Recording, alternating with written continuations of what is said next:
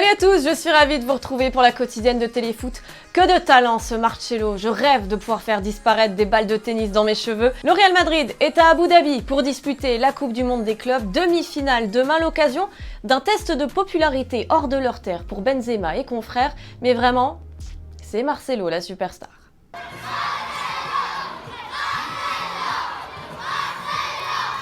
Le gros coup de mou pour José, viré de Manchester United. C'est ce qu'on a appris ce matin. Manchester United seulement 6e du classement à 19 points de Liverpool. José, on vous imagine déçu, surtout que ça se passait bien au début avec Manchester United. 3 trophées dont l'Europa League dès votre première année, mais avouez quand même que depuis, c'était devenu un petit peu difficile. Alors c'est notre question du jour. Qui voyez-vous pour remplacer José Mourinho? On attend vos réponses dans la quotidienne. José, une idée? C'est donc un Manchester United forcément un petit peu différent que l'on retrouvera face au PSG. Je vous rappelle que Lyon a tiré Barcelone pour les 8e de finale et c'était notre question hier. Est-ce qu'un club français ira plus loin dans la compétition? Thibaut, pour toi, le PSG a toutes ses chances, mais ça va être compliqué pour l'OL qui affronte l'un des favoris de la compétition. En plus, tu nous rappelles que Fekir sera absent à l'aller et que le match retour se passera au Camp Nou avec un Messi qui marche sur l'eau en ce moment. Aymeric, tu y crois pour Paris et tu mets, toi, par contre, une pièce sur Lyon.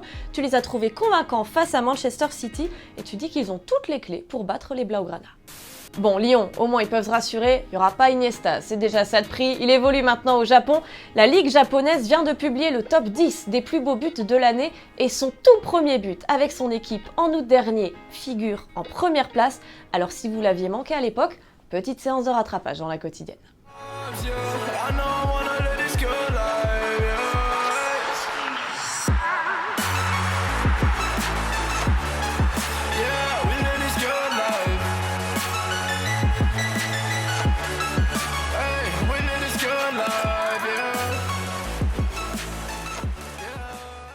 Oh, the weather outside is frightful, but the fire is so delightful. On va finir par demander des primes au Père Noël. Du côté de la quotidienne, on vous avait prévenu, on continue à vous régaler, à gagner aujourd'hui ce sublime coffret. Qu'est-ce qui se cache à l'intérieur?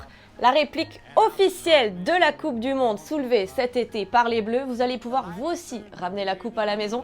Si vous voulez l'emporter, direction notre page YouTube, on s'abonne, on commente. Le gagnant sera tiré au sort. Et puisqu'on parle de champion du monde, je vous rappelle que cette semaine, la quotidienne est aux couleurs de FIFA 19. Alors Clément, aujourd'hui, j'aimerais bien que tu me parles de Samuel Umtiti.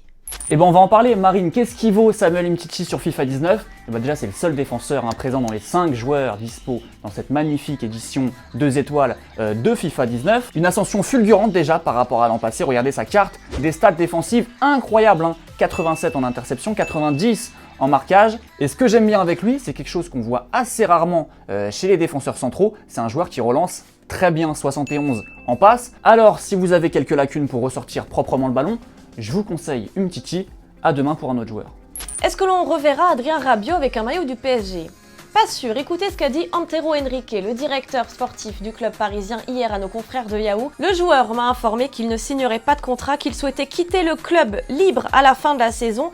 Il restera sur le banc pour une durée indéterminée. Ça commence à sentir un petit peu la fin pour cette histoire d'amour démarrée en 2010 entre Adrien Rabiot et le club parisien. Bravo Jason, c'est toi qui remporte le pull de Noël du PSG. Seule condition, on veut te voir dedans. Envoie-nous une photo, tu pourras les batifoler dans la neige. La neige qui tombe en abondance en ce moment en Serbie. Regardez ce match du Partizan qui a été joué malgré des conditions dantesques. Ça donnait quelques idées à des petits malins. Ils ont attaqué l'arbitre de touche à l'aide de boules de neige. Regardez, une attaque coordonnée. Il y en a un qui lève les bras, il a touché, il est content. Sauf que ça peut faire mal et c'est pas très fair-play. Alors ce joueur a demandé à tout le monde de rentrer chez soi. Ils ont obéi. Et d'ailleurs, moi aussi, je rentre chez moi. C'est la fin de la quotidienne. On se retrouve vendredi avec grand plaisir. Très bonne soirée à tous. On se quitte en images et en musique. Ciao, ciao, à très vite.